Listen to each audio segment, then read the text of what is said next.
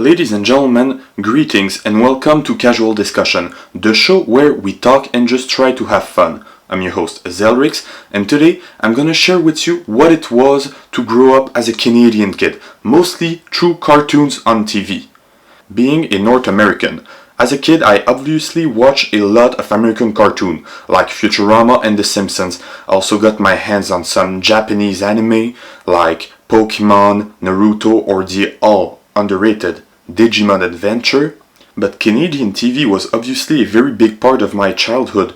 Obviously, since I'm a Quebecer, I did not speak English, so I skipped the old YTV thing and was mostly on the French version of Teletoon and on VRAC TV for those who know. Now looking back at those cartoons, I realized that Canadian animation and American animation are almost two different medias. As a matter of fact, Canadian cartoons tend to be way more hardcore than American cartoons in my opinion, and today I'm gonna show you why.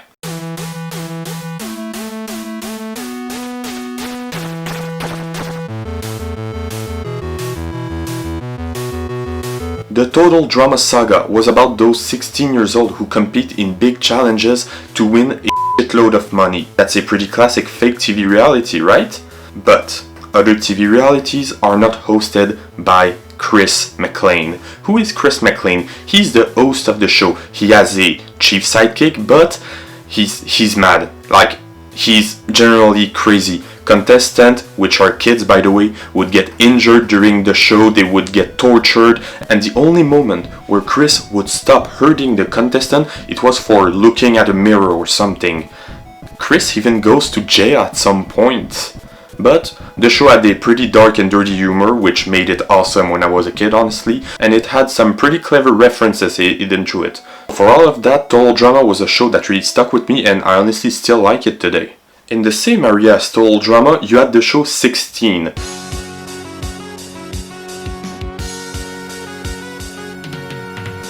It was a show about 6 teenagers in a huge ass mall. Like, this mall is huge. There is even a roller coaster inside the mall.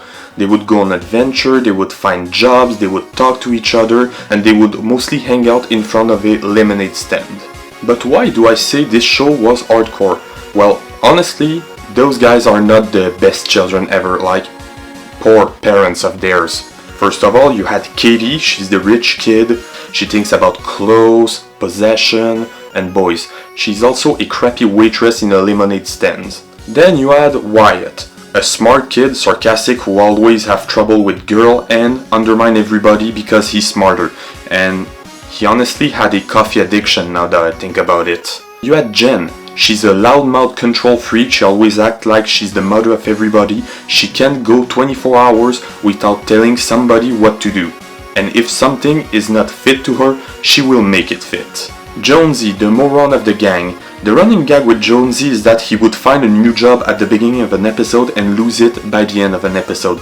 He also always tries to hook up with as many chicks as he can, regardless of their feelings. Little fun fact about Jonesy. I was watching 16 in French, so they translated the names for some reason. And Jonesy in French is named Costa Rica. When you know the character is actually Hispanic, that's a teeny tiny bit racist if you ask me. Then you had Nikki, the cool friend.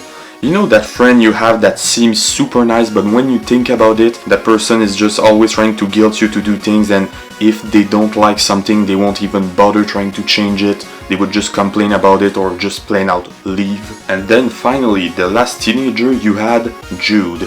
Jude was high. Jude was f***ing high. But he's the best character in the show, probably one of the best characters in Canadian TV history. He is so quotable, he's a hippie that nobody really understands, but he's just so chill that everybody just like to hang out with him. He also has some really great quotes. So anyway, these friends would always hang out at the same table near Katie's lemonade stand. They would talk about their jobs, about interviews, about relationships. Wait a second. Jonesy, the moron of the gang, he also always tries to hook up with as many chicks as he can, regardless of their feelings. You had Jen. She's a loudmouth control freak, she always acts like she's the mother of everybody. She thinks about clothes, possession, and boys. She's also a crappy waitress in a lemonade stand. A smart kid, sarcastic, who always have trouble with girl and undermine everybody because he's smarter. He's a hippie that nobody really understands, but he's just so chill that everybody just like to hang out with him. If they don't like something, they won't even bother trying to change it. They would just complain about it or just plain out leave. Holy shit. 16 is the Canadian version of Friends. You take Friends, you younger them a little, and there you go, you do have your codependent group of people that is totally dysfunctional, full of terrible person. Just kidding, I know I poke fun of Friends a lot, but I generally like the show.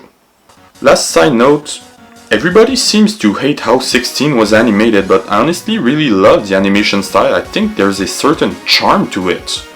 But now we're gonna talk about a show that stuck with me for the rest of my life. A show that was made of pure gold. And this show is Carl Square. It has a pretty simple premise. One night, Carl was on his computer and he saw an ad for a cloning lab. And what did he do? Of course he sent a DNA sample. Can we take a short moment to appreciate how easy it would be to actually hack Carl's bank account? If the ad would have said fill your bank account numbers, he would have done it. That's some Peter Griffin level of stupidity right there, Carl. Anyway, eventually because it's TV, the clone would came in the mail. Like literally the clone came in the mail. And then from now on, Carl would have his own slave. Because yes, apart from being stupid, Carl is also a pretty bad person when you think about it. Let's talk about Carl Crashman, shall we? This show had trouble with the whole concept of human rights. C2, the clone, lives inside a closet without any windows. Carl uses him to do his chores and his homework, doesn't pay him, even send him to work at his place sometime. And he gets back with the paycheck for him. Yep, that's slavery. And just because I've decided to beat the social shit out of this jerk, remember that the clone actually had 5% of dog DNA, so yeah, I'm just gonna throw animal cruelty and all of that, just for the heck of it.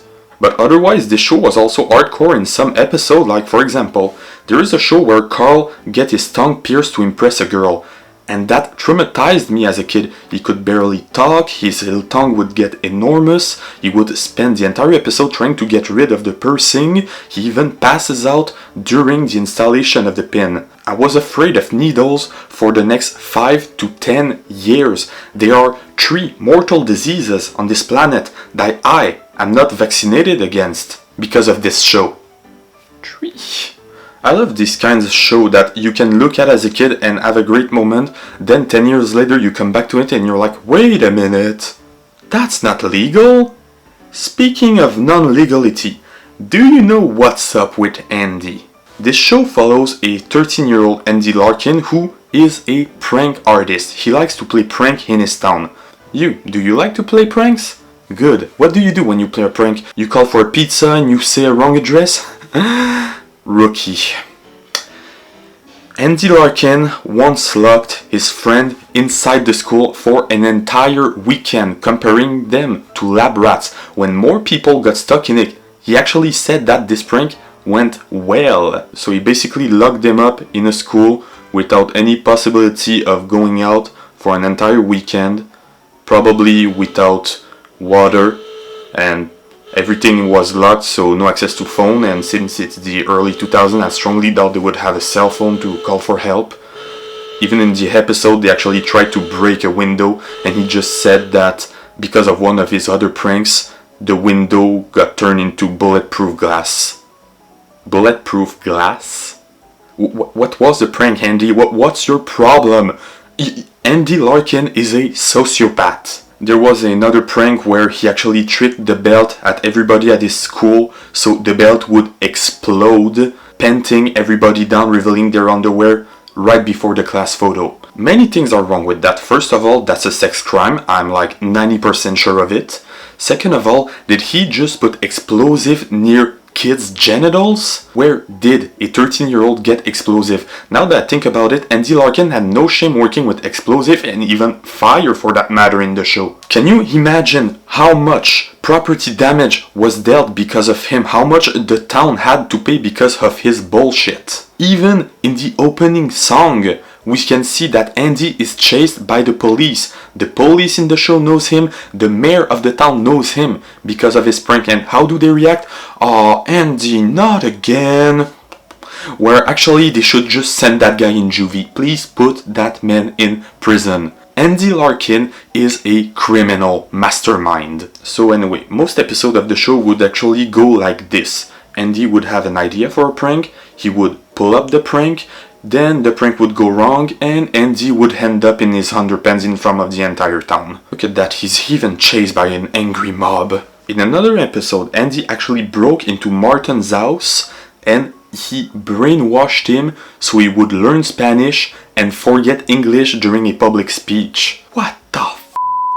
Andy, you have a problem! I might be mistaken, but I'm like almost sure that in every single episode I've never seen Andy Larkin being at a psychiatrist's office or whatever. His parents need to take responsibilities. We are gonna move on, but before that it would be criminal to talk about this show without mentioning one of the greatest animated characters of all time, Much, the pizza guy. How to describe Much? Figure out what would happen if Morpheus was to smoke a big fat sandwich. And now, probably my favorite Canadian show of all time, the Digada Defenders.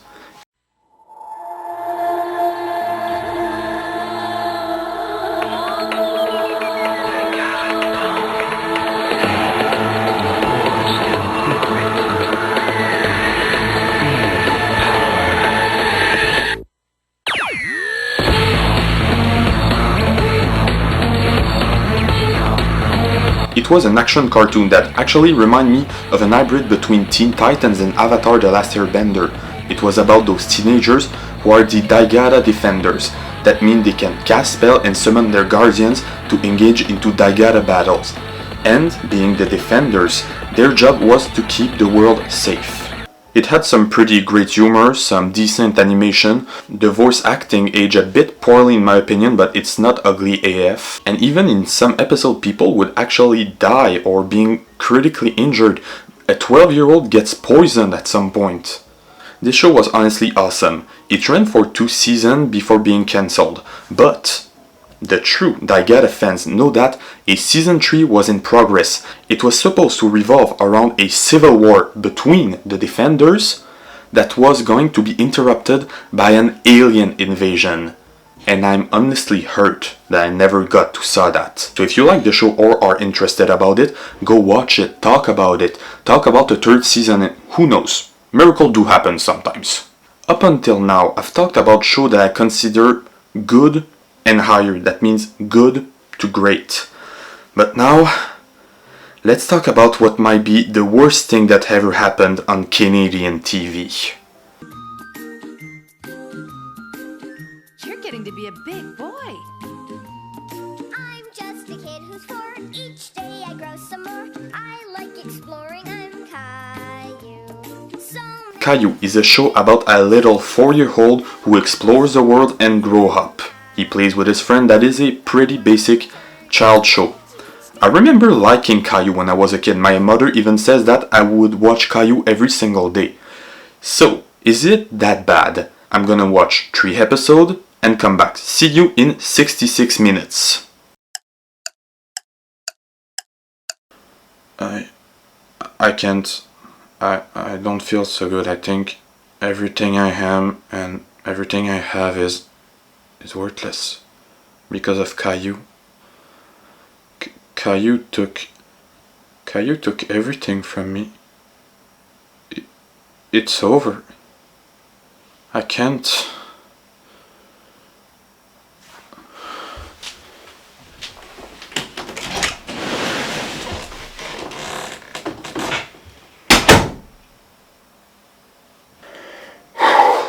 Okay.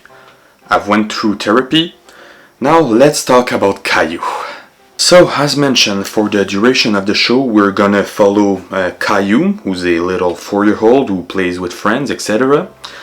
What is the problem? The problem is that little whiny, bratty bitch is the most unbearable child I've ever known. He cries whenever there's something that's wrong in his little life. He always makes mess in the house.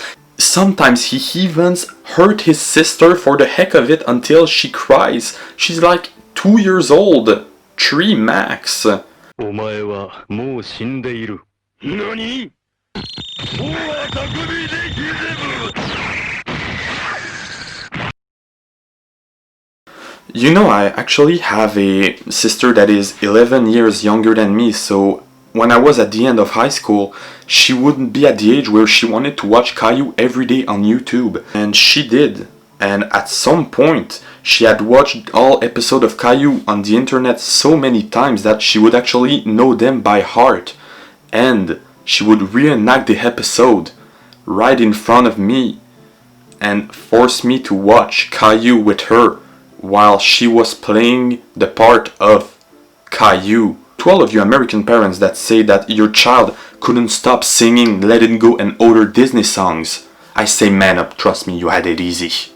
Plus, Caillou is not the only problem. The show generally looks bad. Like, look at those background. They're not ugly, they're just not finished. Do you think the animators got so tired of Caillou that he just said, yeah, good enough? Or maybe he just looked Caillou into the eyes so deep that his soul got ripped out of his body, leaving nothing more than an empty shell. Cause trust me, it does. And with all of that, you think that Caillou is like a beacon that actually absorbs all the hates around, so the other characters must not be that bad, right? Right? Let's look at his parents, shall we?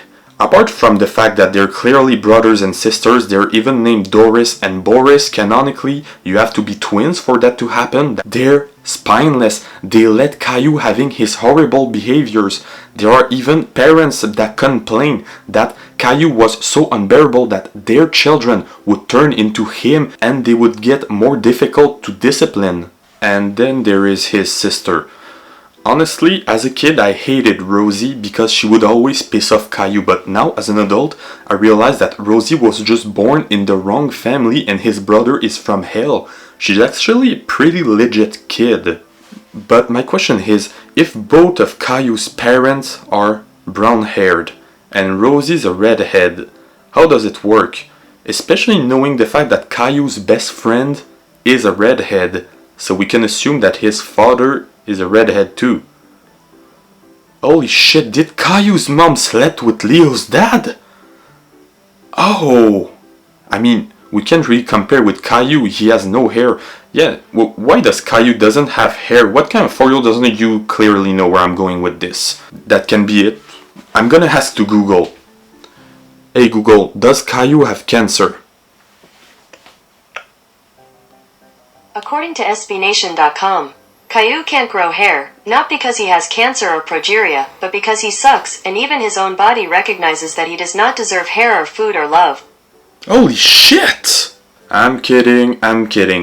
Apparently in the old book, Caillou was drawn as a 9-month-old child, so he did not have hair. The transition to TV aged him up a little and they did give the character hair, but it would just make him unrecognizable. So they decided that from now on, Caillou would be bald. And that's how my generation pretty much learned about cancer. Like, that's not a joke. I remember being like a 3rd or 2nd grader, and to explain to us what a cancer was, the teacher would actually use a picture of Caillou as a reference. Looking back now, did she had a kid that looked at Caillou so much that she hated it as much as I do, because it sure looks like it from here. But I do prefer the actual Google motivation for him having no hair.